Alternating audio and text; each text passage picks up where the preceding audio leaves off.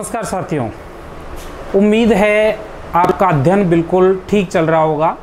मैं आज आपके समक्ष एक विशेष प्रयोजन से उपस्थित हुआ हूँ।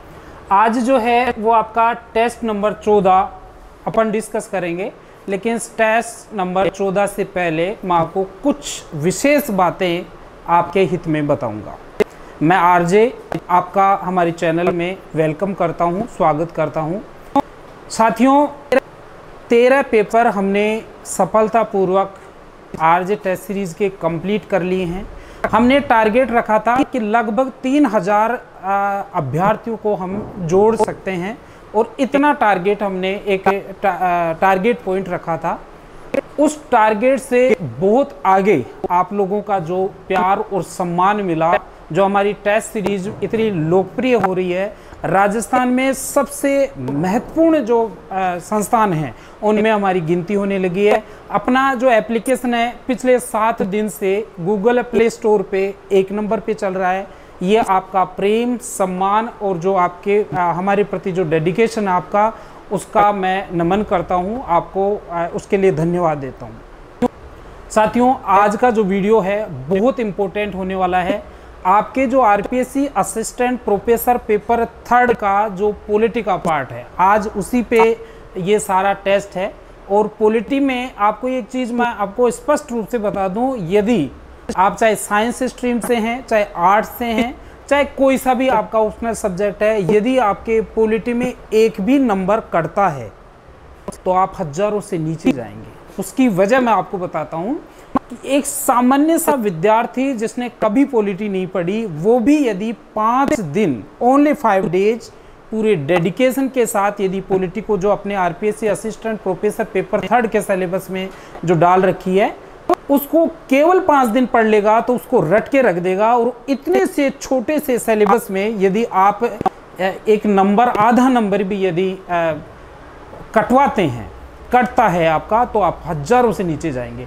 तो साथियों, सबसे बड़ी बात तो ये है कि आपको पॉलिटी सेक्शन में आपको बिल्कुल महारत हासिल कर लेनी है, क्योंकि छोटा सा है। हिस्ट्री और कल्चर वाले पार्ट में यदि आप जाओगे तो बहुत लंबा चौड़ा आपको सिलेबस मिलेगा और उसको कवर करने में बहुत सा समय लगेगा, जबकि आपके जो मार्क्स का अंकन है वो बराबर रहेगा। पढ़ना क्या है, कहाँ तक पढ़ना है, ये सारी चीज़ें हम आपको बताएंगे। लेकिन पहले तो मैं आपको ये बता दूं कि हमारा जो आरजे टेस्ट सीरीज का परिवार है वो लगभग 11,000 विद्यार्थियों के समान हो गया है। 11,000 लोग हमारे से जो सीरियस टाइप के विद्यार्थी हैं, परीक्षा की बहुत अच्छे से तैयारी कर रहे हैं, वो 11,000 के लगभग लोग हमसे जुड़ चुके हैं। और उन 11,000 लोग जो अपने लगभग 10% लोग, पूरे जो टोटल आवेदन हुए उनके लगभग 10% लोगों को, अभ्यर्थियों को हमने हमारे साथ जोड़ा है। और उन लोगों से जब हमको बात होती है, हमारी बात होती है, तो उनका जो फीडबैक होता है कि सर आपकी टेस्ट सीरीज वास्तव में बहुत अच्छी है, तो उसमें हमें बहुत अच्छा फील होता है। साथियों, मैं आपको बता दूं कि ये एक सिंगल बॉडी इंस्टीट्यूशन नहीं है। आरजे टेस्ट सीरीज में 15 लोग लगे हुए हैं केवल 3rd पेपर के लिए, जिसमें 4 आरएएस ऑफिसर्स का में सहयोग मिल रहा है, 3 असिस्टेंट प्रोफेसर हैं, कुछ कॉलेज लेक्चरर हैं और कुछ हमारी टेक्निकल टीम है। इन लोगों के सहयोग से हम टेस्ट सीरीज को निर्माण करते हैं। और हमारा टेस्ट सीरीज का जो तरीका है वो आप लोगों ने को बहुत पसंद आया, क्योंकि एक प्रश्न जब हम प्रश्न पत्र में डालते हैं तो उस प्रश्न से संबंधित जितने भी एक्स्ट्रा फैक्ट होते हैं हम व्याख्या करके आपको पीडीएफ में उपलब्ध करवा देते हैं। तो इस वजह से ये जो हमारी टेस्ट सीरीज है उतनी लोकप्रिय हो रही है। साथियों, आपके विशेष प्रेम, सम्मान और जो स्नेह हमको मिला है, सम्मान मिला है, जो रेस्पेक्ट आप लोगों के द्वारा हमें दिया जा रहा है, उसी के बदौलत आज हमारे पैनल की सुबह मीटिंग थी। उस पैनल में हमने ये डिसाइड किया है कि हमारी जो टेस्ट सीरीज है वो आप सब लोगों के पास पहुंचे। इसलिए हमने टेस्ट सीरीज का जो वैल्यू है, मूल्य है, सेवा शुल्क है, वो बहुत कम कर दिया है, आपके सीमा के रीच में हो गया है।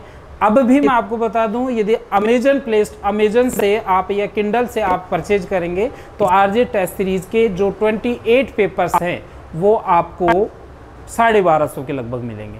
हमारा खुद का जो स्टोर है वहाँ पे आपको 500 में मिलेगा। लेकिन आप यदि हमारे से डायरेक्ट इंटरेक्शन करते हैं तो आपको केवल 200 रुपये में, ओनली 200 रुपीज़ में आपको 28 पेपर्स मिलेंगे।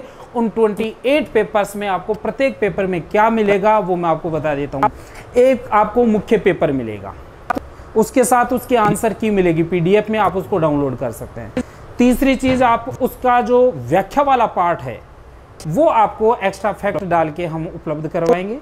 चौथा, ऑनलाइन टेस्ट सबमिशन आप कर सकते हैं। ऑल राजस्थान में आपकी क्या रैंक रह रही है 11,000 विद्यार्थियों में, वो आपको जो है इसमें उपलब्ध होगी। और साथ ही वीडियो एनालिसिस भी आपको इसमें मिल जाएगा। अब साथियों, मैं आपको ये एक बात बता देता हूँ। कुछ विद्यार्थी जो हमसे जुड़े हुए हैं उनके साथ एक समस्या है कि सर हमको सब कुछ मैटर उपलब्ध हो रहा है लेकिन जो है हम उसको डाउनलोड नहीं कर पा रहे हैं। तो साथियों, मैं आपको बता दूं कि आपको इसमें क्या करना है कि जैसे ही आप गूगल प्ले स्टोर से अमेजोन ये आपका RJ टेस्ट सीरीज का एप्लीकेशन डाउनलोड करेंगे, उसको आप अपने मोबाइल नंबर डाल के रजिस्टर करेंगे। और रजिस्टर करने के बाद जैसे ही आप ओपन करेंगे, सबसे पहले होम पेज पे, वेलकम पेज के बाद होम आएगा और होम के बाद में आपको बैचेज मिलेगा। जैसे ही बैचेज को आप क्लिक करोगे तो आपको RPSC असिस्टेंट प्रोफेसर पेपर 3 का बैच एक दिखेगा और एक दिखेगा आपको हिस्ट्री वैकल्पिक विषय का। आपको असिस्टेंट प्रोफेसर पेपर 3 के पेपर डाउनलोड करना है तो आपको उसी बैच को क्लिक करना है। ऊपर बहुत सारी विंडो आपको खुलेंगी, उन विंडोज में आपको ओवरव्यू मिलेगा, अटेंडेंस मिलेगा, आपका असाइनमेंट मिलेगा। असाइनमेंट के आगे आपको है ना अनाउंसमेंट सेक्शन मिलेगा। तो जब भी आपको कोई PDF डाउनलोड करनी है तो आपको अनाउंसमेंट सेक्शन में जाके करनी होगी। यदि आपको टेस्ट सबमिशन करना है ऑनलाइन तो टेस्ट वाला सेक्शन में जाना पड़ेगा। वीडियोस देखना है तो वीडियोस वाले में जाना पड़ेगा। और यदि आपको कोई चीज़ स्टडी करनी है तो आपको स्टडी मटेरियल पे जाना होगा। फिर भी यदि आपको किसी प्रकार की कोई समस्या आती है तो जो नीचे स्क्रीन पे नंबर है या प्रत्येक पेज पे भी हमने फुटर में आप हमारे जो हेल्पलाइन के नंबर हैं वो डाल रखे हैं, वहां से आप संपर्क कर सकते हैं। सुबह 6 बजे से रात को 10 बजे तक आप हमारे संपर्क कर सकते हैं, आपकी पूरी हेल्प की जाएगी। साथियों, एक चीज और बता देता हूं, कुछ विद्यार्थी लगभग 4-5 हजार विद्यार्थी जो मतलब हमारे से जुड़े हुए नहीं है लेकिन फिर भी यूट्यूब के माध्यम से हम लोग हमारे साथ इंटरेक्ट हैं, वो हमारी टेस्ट सीरीज को यूट्यूब पे देखते हैं। उनसे मैं निवेदन करता हूं कि सर अभी ये मौके बार बार नहीं आते, हम हमारी टेस्ट सीरीज से बहुत संतुष्ट हैं, हमारी पूरी टीम संतुष्ट है। तो आप जो है ना ये 200 रुपये में आपको कंप्लीट जो है टेस्ट सीरीज का पूरा मैटर हम उपलब्ध करवा रहे हैं। अब आपको करना क्या है, कहीं कॉल नहीं करने की ज़रूरत है, आपको सिर्फ 2 काम करने हैं। यदि आपको अच्छा लगता है, हमारे टेस्ट सीरीज पे विश्वास है, तो आप गूगल प्ले स्टोर पे जाइए, RJ टेस्ट सीरीज के नाम से आपको एक एप्लीकेशन मिलेगा। एप्लीकेशन को डाउनलोड कीजिए, अपने मोबाइल नंबर से रजिस्टर कीजिए और इसके बाद में आप जिस नंबर पे आपको ये फुटर पे दे रखा है उसी नंबर पे आपको 200 रुपये फ़ोनपे, पेटीएम, गूगल पे जो भी आप पेमेंट मोड यूज करते हैं उसके माध्यम से आप पेमेंट करके स्क्रीनशॉट भेज दें इसी मोबाइल नंबर पे। विदिन 2 मिनट्स आपको सारे पेपर्स का एक्सेस आपको मिल जाएगा। ये तो बात हुई अपनी टेस्ट सीरीज की। अब मैं आज जो इस वीडियो में अपन इस टेस्ट के बारे में डिस्कस करेंगे, मैं आपको बता दूं आज जो पॉलिटी का सेक्शन है पूरा ये इसमें नहीं बता पाऊंगा मैं आपको, क्योंकि ये बहुत लंबा वीडियो हो जाएगा और आप लोग जो है बहुत वैल्यूबल टाइम है। लेकिन जो हम PDF आपको इस टेस्ट की उपलब्ध करवाएंगे उसमें कंप्लीट सिलेबस आपको लगभग पूरा पॉलिटी का सेक्शन का आपको जो है उसका क्रैश कोर्स टाइप आपको मिल जाएगा। तो इसको टेस्ट को आपको अच्छे से तैयार करना है। साथ ही मैं आपको बता दूं RES प्री की जो टेस्ट सीरीज जिसमें जो प्रोफेशनल लोग हैं, अभी कल परसों आपके हमारे चैनल पे जो हमारे पैनल के एक सदस्य हैं ओमकारेश्वर जी शर्मा, उनके द्वारा RES का सिलेबस डिस्कस किया था और वो आपने देखा होगा।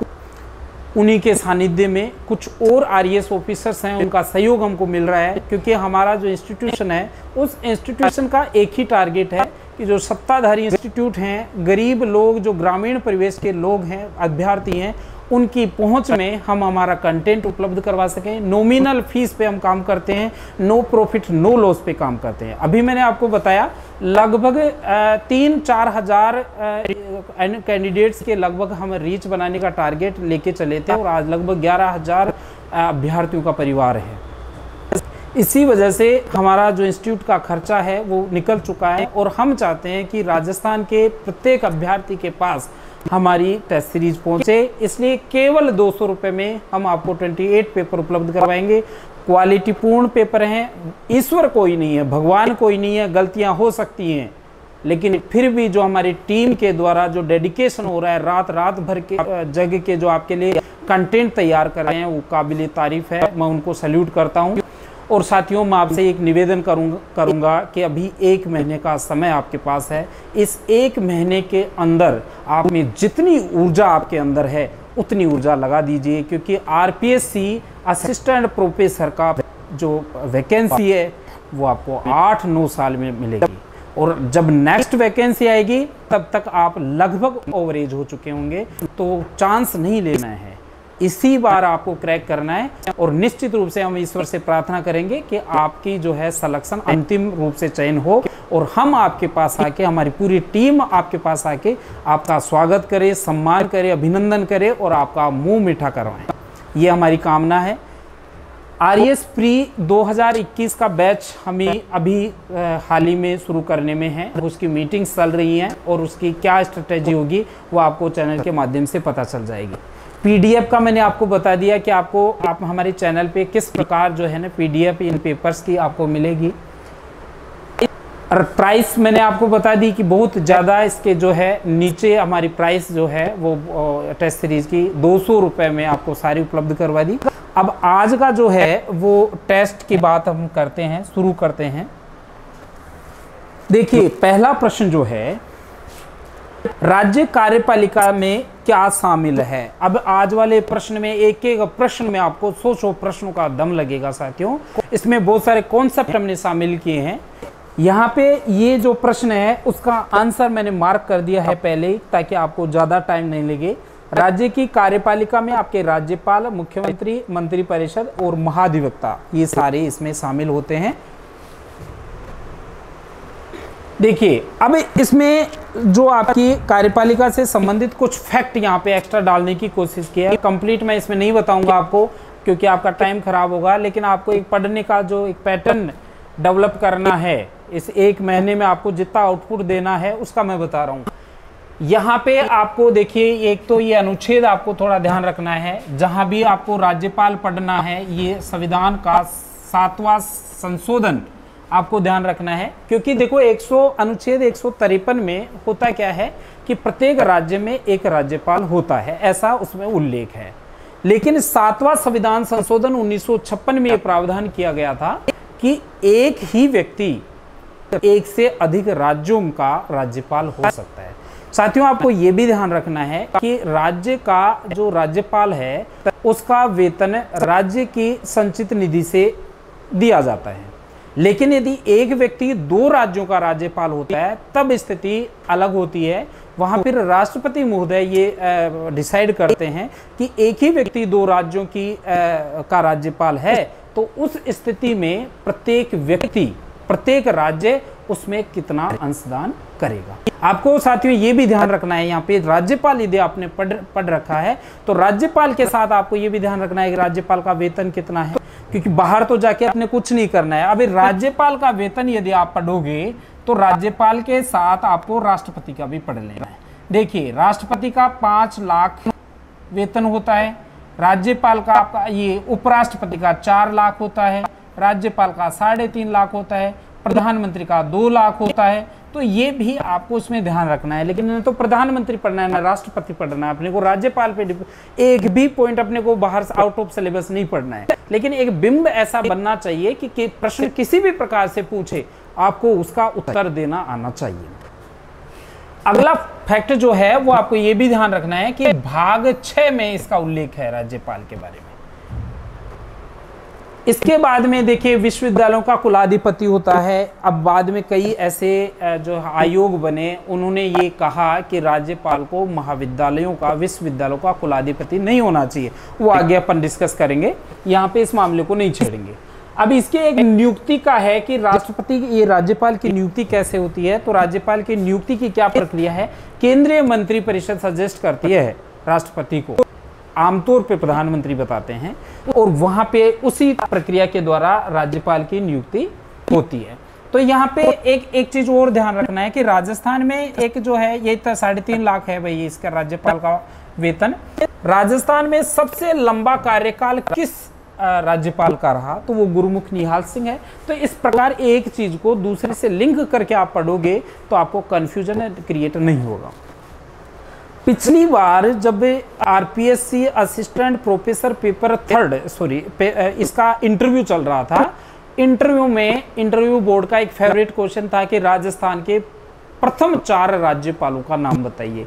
यहाँ पे मैंने चारों राज्यपालों का यहाँ पे रेफरेंस डाल दिया है। तो आपको इंटरव्यू का भी साथ साथ रखना है, और हो सकता है कि इनमें क्रम पूछ ले तो भी आपको ध्यान रखना है, प्रथम 4 और अंतिम 4। ठीक है, तो ये आपका ये 3-4 जो हैं वो आपके राज्यपाल हो गए। अगले पेज पे पहुंचते हैं अपन। हाँ, वेदपाल त्यागी जी एक्स्ट्रा मैंने दे दिया। क्यों दिया है कि वो 1977 की जो 5वीं विधानसभा थी, ये अपना विधानसभा थी राजस्थान की, वो 5 साल से पहले हो गई थी। उस समय राज्यपाल कौन थे अपने, वो वेदपाल जी त्यागी थे।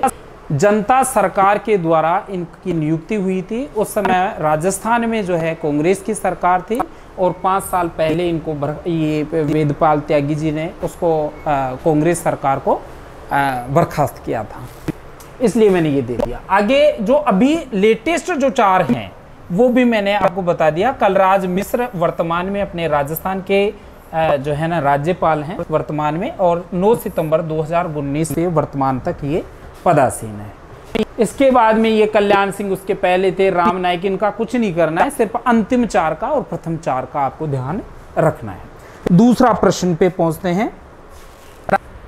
राज्यपाल के संदर्भ में निम्न कथनों पर विचार कीजिए। साथियों, इस प्रत्येक स्टेटमेंट में एक कॉन्सेप्ट छिपा हुआ है।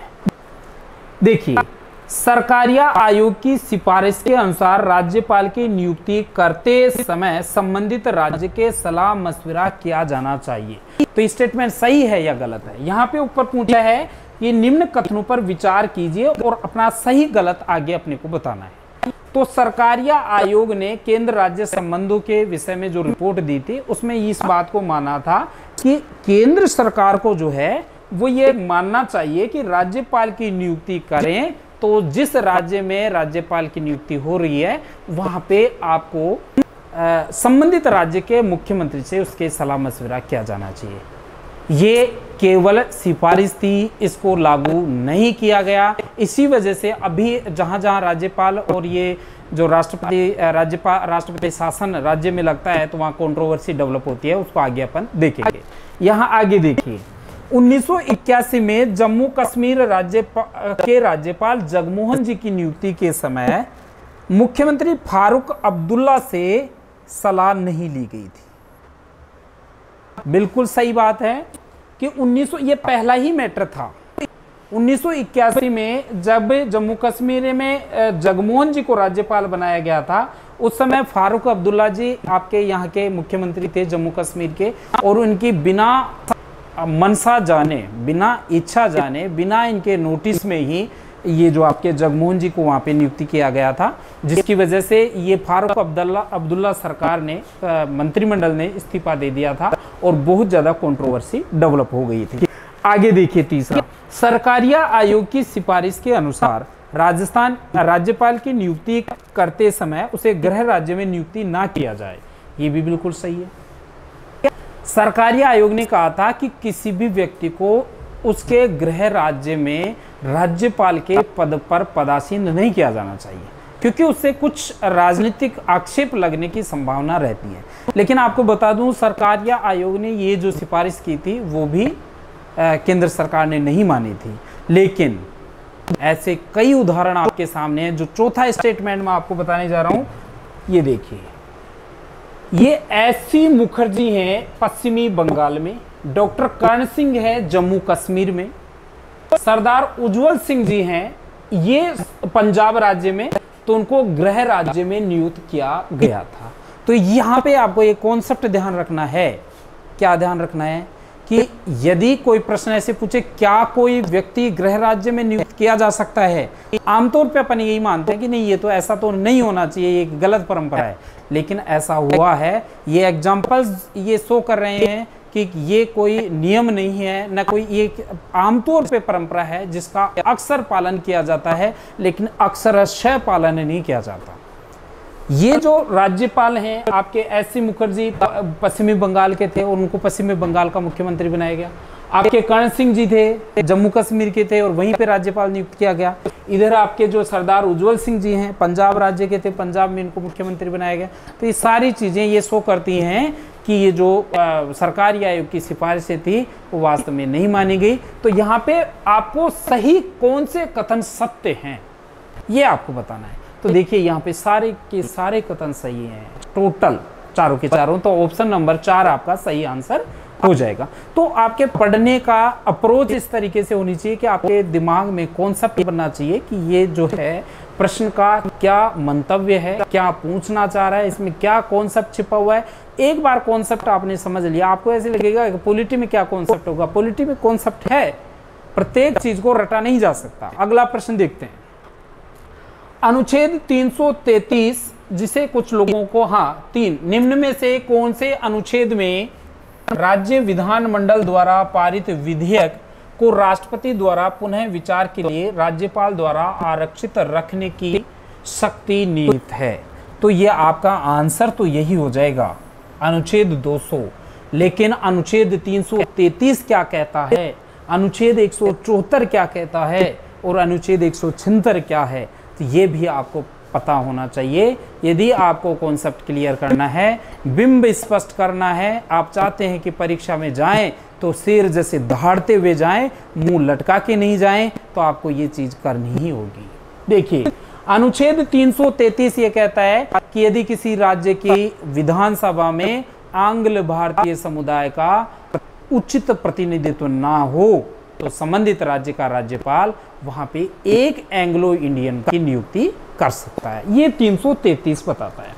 अनुच्छेद 174 में क्या है कि राज्यपाल समय समय पर राज्य के विधानमंडल को, सदन या प्रत्येक सदन को ऐसे समय और स्थान पर जहां वह जो ठीक समझे अधिवेशन के लिए आहूत कर सकता है। तो ये इसका एक सामान्य सा परिचय हुआ। आगे तीसरे स्टेटमेंट पर पहुंचते हैं। 176 क्या कहता है,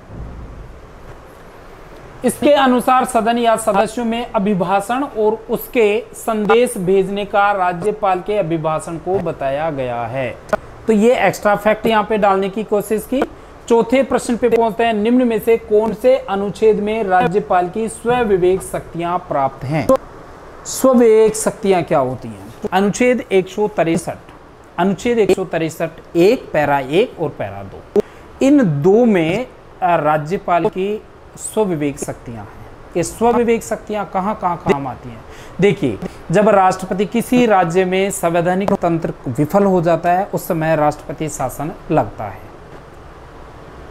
उस समय जो है वो आपका जो राज्यपाल है, राज्यपाल को संबंधित राज्य के मंत्रिमंडल से या मुख्यमंत्री से सलाह मशवरा करना अनिवार्य नहीं है। वो स्वतंत्र है कि यहाँ पे संवैधानिक तंत्र विफल है तो उसे क्या करना है। एक तो वो, दूसरी बात यह है कि यदि त्रिशंकु स्थिति में विधानसभा हो, स्पष्ट बहुमत नहीं हो, तो वो विवेक शक्ति है कि वो किस पार्टी को सरकार बनाने के लिए आमंत्रित करे। तीसरा जो विवेक शक्ति है वो ये है कि यदि कभी सदन में बहुमत प्रदर्शन करने की जो है बात आए तो यहाँ पे वो निश्चित नहीं है, समय खुद राष्ट्रपति राज्यपाल निर्धारित करेगा कि वो संबंधित राज्य के मुख्यमंत्री को कितने दिनों में जो है वो उसको अपना शक्ति प्रदर्शन या अपना बहुमत साबित करे।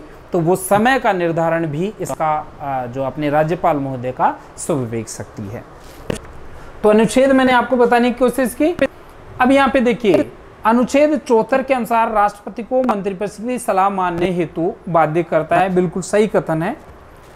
किसी भी राज्यपाल को मंत्रिपरिषद की सलाह मानने हेतु बाध्य नहीं किया जा सकता। यहाँ पे ये जो कॉन्सेप्ट मैंने आपको बताने का कोशिश की वो यही है कि हर स्थिति में राज्यपाल रबर की मोहर नहीं है। वहाँ पे आपको स्वविवेक शक्तियाँ राज्यपाल महोदय को दे रखी हैं, वो स्वविवेक शक्तियों का प्रयोग वो कर सकता है, तो ये बाध्यकारी नहीं है। तो स्टेटमेंट ये भी सही है, स्टेटमेंट ये भी सही है। अजीत प्रसाद जैन केरल के राज्यपाल रहने के बाद लोकसभा के सदस्य भी बने थे। यहाँ पे इस लाइन में साथियों एक कॉन्सेप्ट है, बात सही है, स्टेटमेंट सही है, यहाँ पे एक कॉन्सेप्ट है। आमतौर पे हमको जिस प्रकार ये लगता है कि कोई व्यक्ति जो है एक बार राज्यपाल बन जाता है वो सक्रिय राजनीति से दूर चला जाता है, ऐसा नहीं है। कोई भी व्यक्ति राज्यपाल बनने के बाद में सक्रिय राजनीति में न आए, ऐसी परंपरा हमारे संविधान निर्माताओं ने डालने का प्रयास किया, लेकिन ऐसा हो नहीं पाया। अब भी कोई भी व्यक्ति राज्यपाल नियुक्त हो जाता है, राज्यपाल से सेवानिवृत्त 5 साल के बाद होने के पश्चात वो सक्रिय राजनीति में आ जाता है। यहाँ पे ये उदाहरण है कि ये जो आपके राज्यपाल रहने के बाद में अजीत प्रसाद जी जैन है, वो पहले राज्यपाल थे और फिर लोकसभा के सदस्य बने, एमपी बने। तो इसका मतलब कोई भी व्यक्ति निष्क्रिय राजनीतिक पद नहीं है अपना, राज्यपाल और राष्ट्रपति का पद, तो वो राज्यपाल रहने के बाद में लोकसभा के सदस्य भी बने। तो इस कॉन्सेप्ट को आपको ध्यान रखना है। हरिदेव जोशी, अभी यहाँ पे कई चीजें ऐसी हैं कि क्या कोई व्यक्ति राज्यपाल पद पे आसीन है और क्या उसको मुख्यमंत्री बनाया जा सकता है? बिल्कुल बनाया जा सकता है। ये आपके राजस्थान में उदाहरण है। हरिदेव जोशी जब 1977 में जो है 73 में राज्यपाल बनाए गए, उस समय ये असम के यहाँ पे मुख्यमंत्री बनाए गए। उस स्थिति में ये वहां पे असम में मुख्यमंत्री थे, राज्यपाल थे। तो राज्यपाल पद से वहां से इस्तीफा देने के बाद यहाँ पे आके वो मुख्यमंत्री की शपथ लेते हैं। तो ये एक कंट्रोवर्सी उस समय भी पैदा हुई थी, लगभग 12 दिन बाद में, क्योंकि तात्कालिक राजस्थान के मुख्यमंत्री का आकस्मिक निधन हो गया था और उस स्थिति में राज्य प्रशासन के पास ऐसा कोई उचित व्यक्तित्व जिसको मुख्यमंत्री का पदभार दिया जा सके, कांग्रेस गवर्नमेंट की सरकार थी, तो वहां पे दिख नहीं रहा था। असम में आपके ये जो हरिदेव जी जोशी हैं वो राज्यपाल के पदासीन थे और वहां पे जो है इनको लाया गया और यहाँ पे मुख्यमंत्री बनाया गया। तो यहाँ पे ये बताया है कि कौन सा असत्य है, तो असत्य कुछ नहीं है, सारे स्टेटमेंट सही है। आगे देखते हैं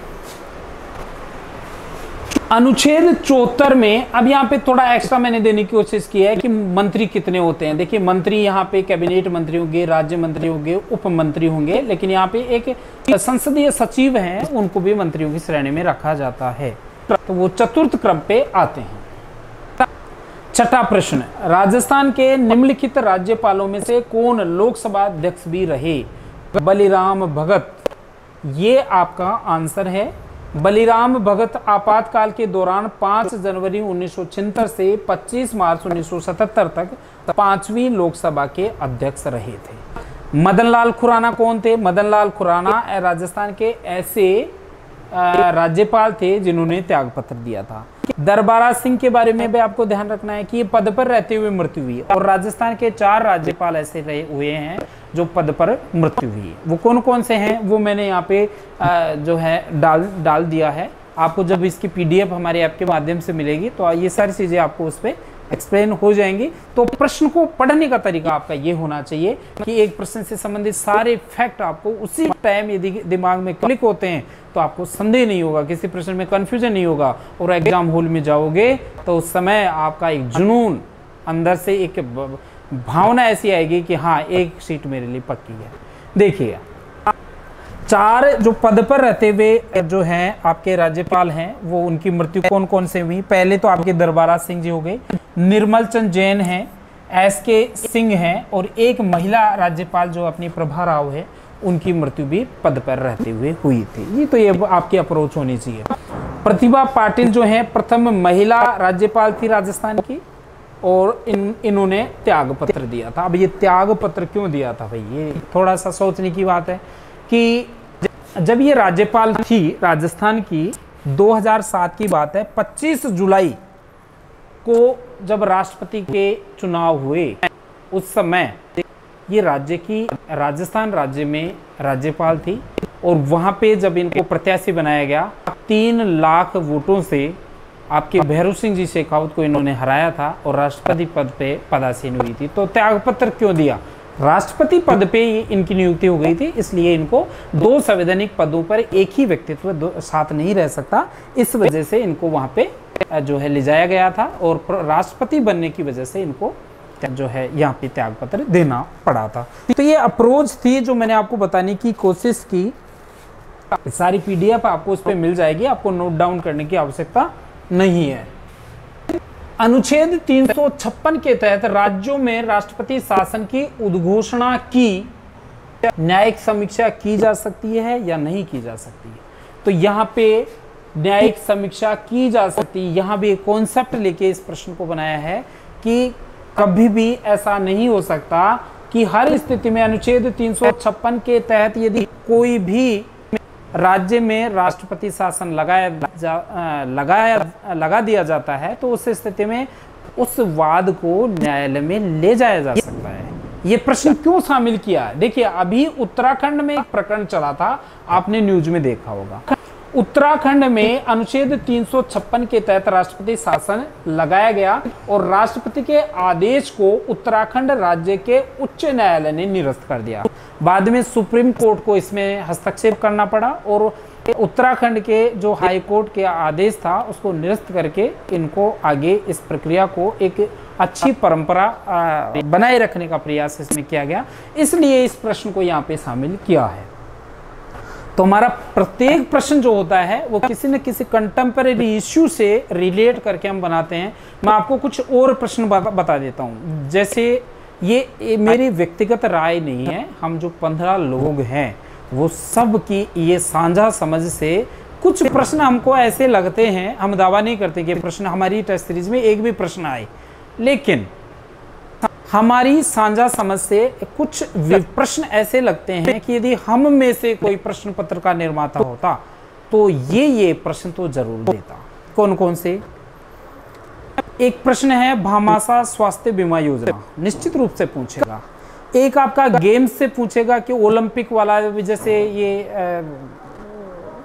ओलंपिक से संबंधित कोई राजस्थान का कोई इश्यू हो गया है, या ओलंपिक में स्वर्ण पदक विजेता को जैसे 3 करोड़ रुपए हाल ही में राजस्थान गवर्नमेंट ने शुरू किया है, 3 करोड़ 2 करोड़ 1 करोड़ एक क्रमशः उनको जो है गोल्ड सिल्वर और ब्रोंज में जो इनाम दी जाती है उससे संबंधित हो सकता है। तीसरा प्रश्न बजट घाटा का प्रश्न निश्चित रूप से पूछना चाहिए। भाई मैं यदि प्रश्न पत्र का निर्माता होता तो ये प्रश्न मैं जरूर इसमें शामिल करता। एक आपका जो है जो आपका इकोनॉमी पार्ट है, इकोनॉमी पार्ट में ट्रेडिशनल क्वेश्चन कम पूछते हैं, पूछेगा क्या? तो इसमें एक तो आपका आर्थिक समीक्षा आपको जरूर पढ़ लेनी है, दोनों सालों की पढ़नी है न, क्योंकि न तो आपको पता है कि आर्थिक समीक्षा पेपर पहले प्रिंट हो चुका है या अब प्रिंट होगा। तो हो सकता है कि नया यदि प्रश्न पत्र प्रिंट होगा तो उसमें ये जो चीजें मैं आपको बता रहा हूं निश्चित रूप से कहीं ना कहीं आपको प्रश्न पत्र में देखने को मिलेंगे। दोनों सालों की आर्थिक समीक्षा, दोनों सालों का बजट, और जो आपको करंट जो पढ़ना है वो आपको मार्च 2020 से लेके अगस्त 2021 तक कम से कम पढ़ना है। लेकिन फोकस कहां तक रखना है? मार्च 20 से मैंने मार्च 20 से अगस्त 21 बताया है। मार्च 20 से आपका अप्रैल जो है 21 तक को विशेष फोकस रखना है, क्योंकि ज़्यादातर संभावना 90% यही है कि उस समय लगभग सारी तैयारियां हो चुकी थी, पेपर भी बन ही गए होंगे जैसा कि हम लोग सोचते हैं, तो उस पर ज़्यादा फोकस करना है। लेकिन ये जो पार्ट है अभी अप्रैल 2021 से लेकर अगस्त वाला, उसको भी आपको इसके पे नहीं करना है, तो वो भी पार्ट आपको ज़रूर पढ़ना है। आगे चलते हैं।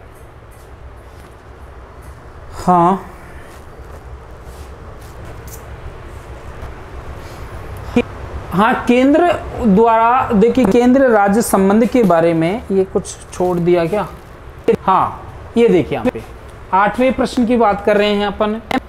MM पुंछी आयोग ने किसके द्वारा राज्यपाल पर महाभियोग के प्रावधान की सिफारिश की है? ये MM पुंछी जो हैं उन्होंने ये बताया था कि राज्य के राज्यपाल की नियुक्ति के समय ये सिफारिश की थी, हालांकि मानी नहीं थी। उनको 200 पेज की एक वो रिपोर्ट इन्होंने दी थी। उस रिपोर्ट में 200 संस्तुतियां प्रस्तुत की थी। उन संस्तुतियों में एक तो ये बताया था उन्होंने कि यदि किसी राज्य के राज्यपाल का संवैधानिक गतिरोध को आपको रोकना है, शासन आप चाहते हैं शासन प्रॉपरली चले, तो उस स्थिति में जब भी राज्यपाल की नियुक्ति केंद्र द्वारा हो तो संबंधित राज्य के राज्यपाल से उसकी निश्चित रूप से उसकी अनुशंसा की सहमति ली जानी चाहिए। एक तो ये। दूसरा, उन्होंने एक महत्वपूर्ण संस्तुति ये की कि यदि राज्य के राज्यपाल पे कोई आक्षेप होता है तो उसमें महाभियोग की जो शक्ति है वो राज्य की विधानसभा के सदस्यों को दी जानी चाहिए। विधानसभा को उस पर महाभियोग चलाने की जो है शक्ति दी जानी चाहिए। तीसरा ये है कि यदि कोई मंत्री कुछ गलत करता है तो राज्य के राज्यपाल को उस पर जो है कुछ कार्यवाही करने का अधिकार दिया जाना चाहिए। ये कुछ ऐसी महत्वपूर्ण संस्तुतियां थी जो ये आपके MM पुंछी आयोग ने दी थी। अब देखिए, मैंने आपको ये बता दी, पहली संस्तुति यही थी कि राज्य विधानमंडल को उसके राज्यपाल पर महाभियोग चलाने का अधिकार दिया जाना चाहिए। अब इसमें कुछ और संस्तुतियां हमने फुटर में डालने की कोशिश की है। देखिए, मैं आपको बता दूं, MM पुंछी जो हैं वो उसके रिपोर्ट जो है उनके नेतृत्व में एक रिपोर्ट बनाई गई थी।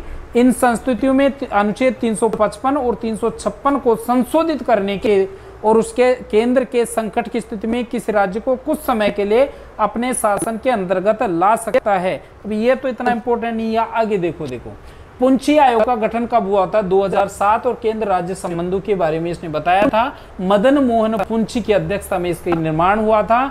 और यहाँ पे देखिए, इसको मैंने रेड कर दिया कि राज्य विधानसभा द्वारा महाभियोग चलाए जाने जैसी संस्तुतियां इसमें शामिल थी। पुंछी आयोग ने बताया था कि राज्य की विधानसभा को ही ये पावर होना चाहिए कि राज्यपाल पर महाभियोग चला के उसको हटाया जा सके यदि वो संवैधानिक प्रावधानों के अनुसार कार्य नहीं करते हैं। तो उन्होंने ये भी बताया था कि ये राज्यपालों को विश्वविद्यालयों का चांसलर नहीं बनाया जाना चाहिए।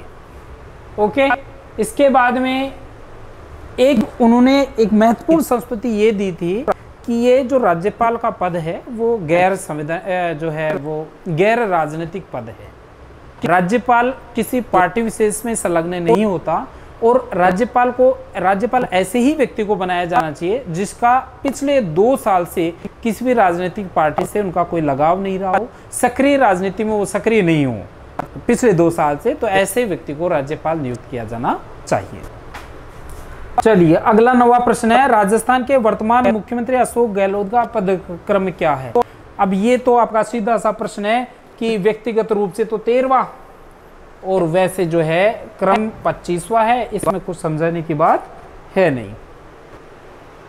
हाँ, आगे देखिए, राजस्थान की कौन सी विधानसभा का कार्यकाल निर्धारित 5 वर्ष से अधिक था? तो ये आपका देखिए 5वीं विधानसभा है। अधिक था या कम था? देखिए 1972 से 77 तक जो है वो इसका समय था। उस समय जब 1972 में 5वीं विधानसभा बनी, बरकतुल्ला खां यहाँ पे मुख्यमंत्री बनाए गए। संयोग ऐसा हुआ कि कुछ दिन बाद में बरकतुल्ला खां की आकस्मिक मृत्यु हो गई। उस स्थिति में 25 अक्टूबर को, अब यहाँ पे कोई उचित नेतृत्व कांग्रेस सरकार को दिख नहीं रहा था। असम के राज्यपाल की तरफ नजर गई, हरिदेव जी जोशी वहाँ पे राज्यपाल थे। उस समय उनको वहाँ से लाया गया और दीपावली के दिन 25 अक्टूबर 1973 को दीपावली का दिन था। दीपावली के दिन आपके जो है हरिदेव जोशी ने शपथ ली थी और फिर बाद में हरिदेव जोशी की सरकार को बर्खास्त किया गया था। वेदपाल त्यागी जी, जो मैंने पहले राज्यपाल के बारे में आपको बताया था, वो उस समय राज्यपाल थे आपके वेदपाल त्यागी।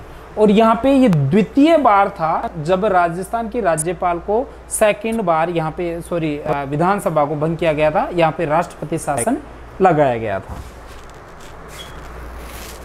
अगला प्रश्न देखिए, सूची 1 को सूची 2 से सुमेलित कीजिए। एक तरफ पदाधिकारी हैं, दूसरी तरफ आपके वेतन है। तो यहाँ पे मैंने आपको बताया था, अभी बताया होगा, आपको याद हो तो राज्यपाल का वेतन बताया था मैंने 3.5 लाख। 3.5 लाख रुपए राज्यपाल का है। इसके ऊपर उपराष्ट्रपति का 4 लाख है, राष्ट्रपति का आपका 5 लाख है। यहाँ पे देखो, अब यहाँ पे मुख्यमंत्री का कितना है। मुख्यमंत्री का आपका 75,000 है, कैबिनेट मंत्री का 65,000 है, राज्य मंत्री का 62,000 है और स्पीकर जो होता है उसका 75,000 है। तो वेतन को भी इतना रटने की आवश्यकता नहीं, एक बार यदि आपने अच्छे से देख लिया तो हो ही जाएगा इसका। तो चलिए आगे चलते हैं। निम्न कथनों पर विचार कीजिए। अब इसमें प्रत्येक लाइन में एक कॉन्सेप्ट है। क्या है?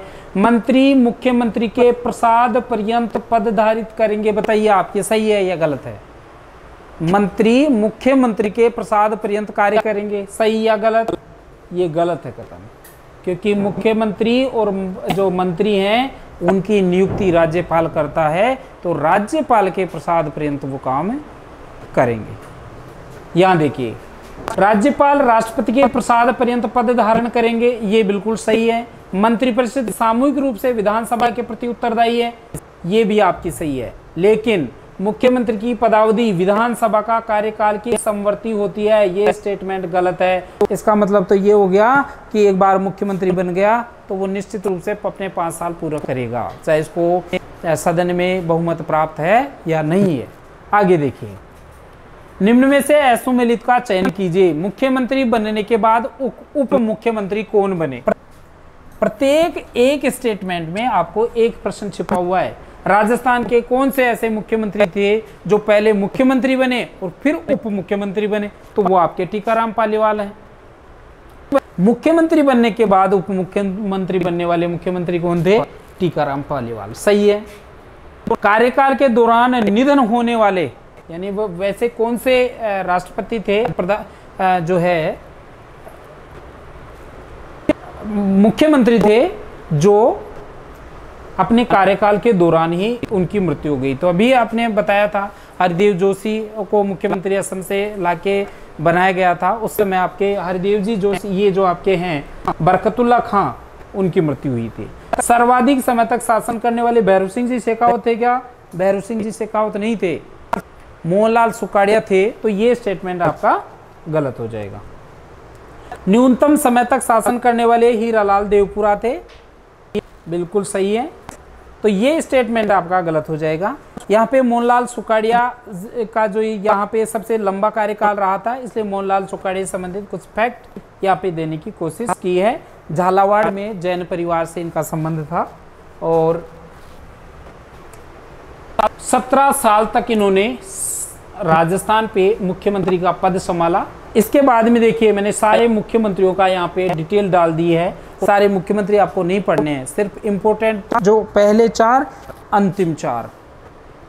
राष्ट्रपति शासन लगा उस समय कौन था? पाकिस्तान ने आक्रमण किया था उस समय कौन था? है ना, ये सारी चीजें आपको ध्यान रखना है। एक तो देखिए, राष्ट्रपति शासन है 13 मार्च 1967 से 26 अप्रैल 1967 तक पहली बार लगा था। ये आपको टाइम पीरियड आपको ध्यान रखना है। 4 मुख्यमंत्री पहले वाले ध्यान रखो। CS वेंकटाचार्य के बारे में आपको एक फैक्ट ध्यान रखना है कि इनकी नियुक्ति केंद्र सरकार के द्वारा हुई थी। ठीक है, चलिए आगे देखते हैं।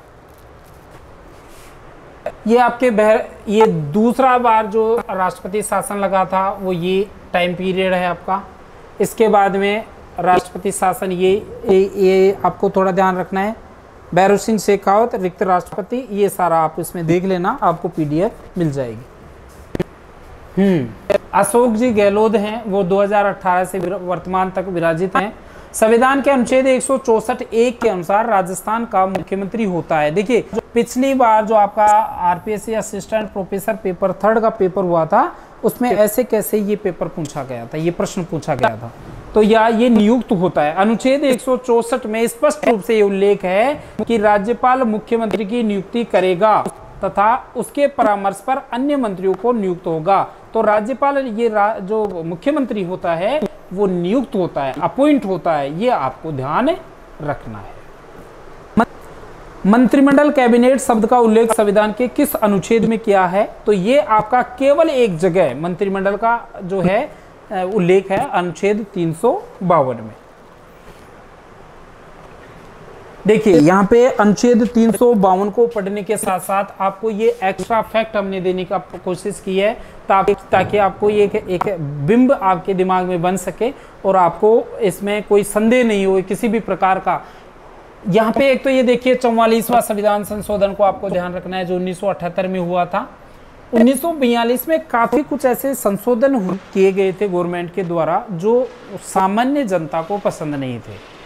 इसी 42वें संविधान संशोधन को निरस्त करने के लिए 44वां संविधान संशोधन अप्लाई किया गया था। तो ये आपको थोड़ा ध्यान रखना है, मैंने रेड में कर दिया है इसको। अच्छा, इसके अलावा संपत्ति का अधिकार जो है इसमें आपको ध्यान रखना है, ये आपका 44वां संविधान संशोधन है, उसमें में ये संपत्ति का अधिकार जो है वो हटाया गया था और अनुच्छेद 31 में ये पहले था और वर्तमान में इसको विधिक अधिकार बना के अनुच्छेद 300A में स्थान दिया गया है। ठीक है। हाँ, अगला प्रश्न है आपका, इसमें भारत के राष्ट्रपति को अपने इस अधिकार का प्रयोग सर्वप्रथम 1962 में, ये आप देख लेना, उसमें आपको PDF मिल जाएगी। निम्न में से कौन सा कथन असत्य है? राज्य मंत्री कैबिनेट की बैठक में भाग आमतौर पर नहीं लेते। राज्य मंत्री बिल्कुल सही है, राज्य मंत्री कैबिनेट की बैठक में भाग नहीं लेते क्योंकि राज्य मंत्री द्वितीय पदक्रम के मंत्री होते हैं और उनको विशेष आवश्यकता होने पर मंत्रिमंडल की बैठक में बुलाया जा सकता है। हालांकि कैबिनेट में इनको आमतौर पे शामिल नहीं किया जाता। अगला देखिए स्टेटमेंट क्या है।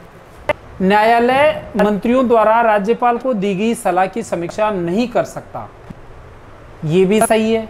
संसदीय सचिव मंत्री की श्रेणी में नहीं आते, तो ये स्टेटमेंट गलत है। संसदीय सचिव भी मंत्रियों की श्रेणी में आते हैं। वो कहाँ से है? देखिए ये विकिपीडिया कह रहा है, मैं नहीं कह रहा। मंत्रियों की श्रेणी 4 बताई है, कैबिनेट मंत्री, राज्य मंत्री, उप मंत्री और संसदीय सचिव। प्रथम पदक्रम के मंत्री, द्वितीय पदक्रम के मंत्री, तृतीय पदक्रम के और चतुर्थ पदक्रम के। ठीक है, 17वें प्रश्न की तरफ चलते हैं। ये एक्स्ट्रा फैक्ट है, आप पढ़ते रहना इसमें। राज्यपाल विधान परिषद के संदर्भ में निम्न में से कौन सा कथन राज्य विधान परिषद के संदर्भ में? साथियों, मैंने अभी आपको बताया था कि ये प्रश्न आपको ओलंपिक से पूछेगा, भामाशाह स्वास्थ्य बीमा योजना से पूछेगा, एक कोई भी आधार वर्ष पूछेगा, क्योंकि इकोनॉमी पार्ट में ट्रेडिशनल प्रश्न नहीं पूछेगा। वहां पे आपको पूछेगा या तो योजना या फिर आर्थिक समीक्षा से रिलेट करके या फिर बजट से रिलेट करके। तो यहाँ पे ये बहुत कंटेम्परेरी इश्यू है, ज्वलंत मुद्दा है राजस्थान विधान परिषद का। यहाँ पे भी आपको एक प्रश्न पत्र में जरूर मिलेगा, ये ध्यान रखना। तो राज्य की विधान परिषद के संदर्भ में निम्न में से कौन सा कथन असत्य है? राज्य की कुल सदस्य संख्या का 5/6 सदस्य अप्रत्यक्ष रूप से निर्वाचित होंगे, सही है। इसकी कुल सदस्य संख्या का 1/6 सदस्य राज्यपाल मनोनीत करेंगे, ये भी सही है। कैसे करेंगे वो अभी अपन डिस्कस करेंगे। राज्यपाल द्वारा नाम निर्दिष्ट सदस्य के नाम को उच्च न्यायालय में चुनौती दी जा सकती है।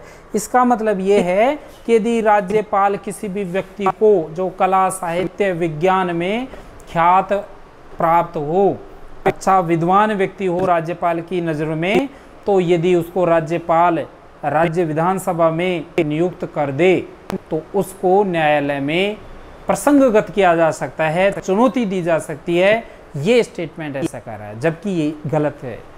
राज्यपाल ने जिसको नियुक्त कर दिया उसको न्यायालय में प्रसंगगत नहीं किया जा सकता, तो ये स्टेटमेंट आपका गलत हो जाएगा।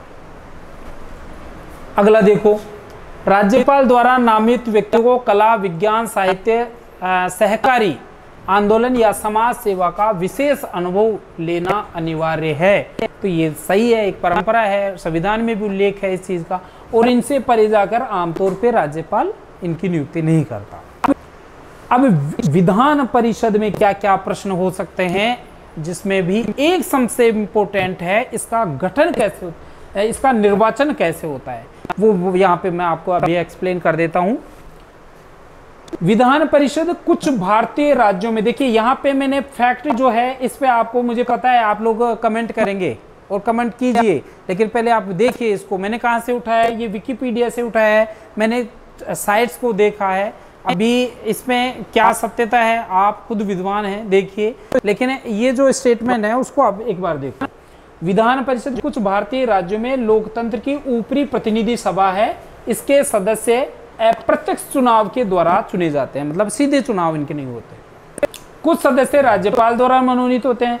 विधान परिषद विधानमंडल का अंग है और वर्तमान में 6 राज्य हैं आपके, आंध्र प्रदेश है, बिहार है, कर्नाटक है, महाराष्ट्र है, तेलंगाना है और उत्तर प्रदेश है। यहाँ इन 6 राज्यों में से 31 में से 6 राज्यों में विधान परिषद वर्तमान में उपलब्ध है। इसके अतिरिक्त राजस्थान, असम, उड़ीसा, ये 3 राज्य हैं, इनको भारत की संसद ने अपने स्वयं के विधान परिषद बनाने की स्वीकृति दे दी है। ये स्टेटमेंट उठाया मैंने विकिपीडिया से, अब आप देख लेना स्वीकृति दी है या नहीं दी है। संरचना कैसी होती है, विधानसभा, देखो कोई भी राज्य का विधानसभा का गठन जब होता है तो उसकी विधान परिषद का गठन होता है, तो विधानसभा के कुल सदस्य जितने हैं उनके 1/3 सदस्यों से ज्यादा इन विधानसभा के सदस्यों की संख्या नहीं हो सकती। जैसे लेकिन 1/3 सदस्यों से ज्यादा नहीं हो सकती, लेकिन 40 से कम भी नहीं हो सकती। यदि किसी राज्य में 40 सदस्य हैं तो उसकी विधान परिषद बनानी हो तो 1/3 तो कितना हुआ, 13, लेकिन 13 नहीं। यदि विधानसभा में आपको 40 सदस्य हैं तो विधान परिषद में भी आपको 40 सदस्य रखने पड़ेंगे, यदि उस राज्य में विधान परिषद का गठन करना हो उस स्थिति में, क्योंकि 40 से कम नहीं होंगे। अब राजस्थान के संदर्भ में अपन बात करें तो यदि वर्तमान में राजस्थान में विधानसभा में 200 सदस्य हैं, विधान परिषद बनती है, तो आप बताइए कितने सदस्य होंगे, 66 या 67? अब इन 66 सदस्यों का जो है वो आपको निर्वाचन कैसे होगा, वो यहां पे मैंने सारा यहां पे देने की कोशिश की है। देखिए 22 सदस्य तो कौन चुनेगा, जो भी राजस्थान के संदर्भ विधानसभा के सदस्यों द्वारा ऐसे विधानसभा यानी 22 सदस्य तो चुनेंगे एमएलए अपने राजस्थान के संदर्भ में, 22 सदस्य एमएलए चुनेंगे। इसके अलावा परिषद के 1/3 सदस्य विधानसभा के सदस्यों द्वारा ऐसे व्यक्तियों में से, ये दूसरा स्टेटमेंट देखिए यहाँ पे, 22 सदस्यों का चुनाव होगा जो जिला बोर्ड हैं उनके सदस्यों द्वारा, प्रधान, उप प्रधान, नगर पालिकाओं के अध्यक्ष, इनके द्वारा ये 22 सदस्य, 22 मेंबर को ये लोग चुनेंगे। इसके अलावा 1/12 सदस्य, मतलब 1/12 का मतलब हो गया 5 या 6 सदस्य, ये टीचर लोग जो माध्यमिक परीक्षाओं को पढ़ाने वाले अध्यापक हैं वो उनका चयन करेंगे। और लगभग 5 या 6 सदस्य वो अभ्यर्थी जिनको 3 साल पहले ग्रेजुएशन किए हो गए वो लोग चुनेंगे 5 या 6 सदस्यों को। अब ये 5 को चुनेंगे, 6 को चुनेंगे, वो निर्वाचन आयोग तय करेगा। साथ ही यहाँ पे जो आपके 1/6 सदस्य, लगभग 11 सदस्य आपको कौन चयन करेगा, यहाँ पे राज्यपाल।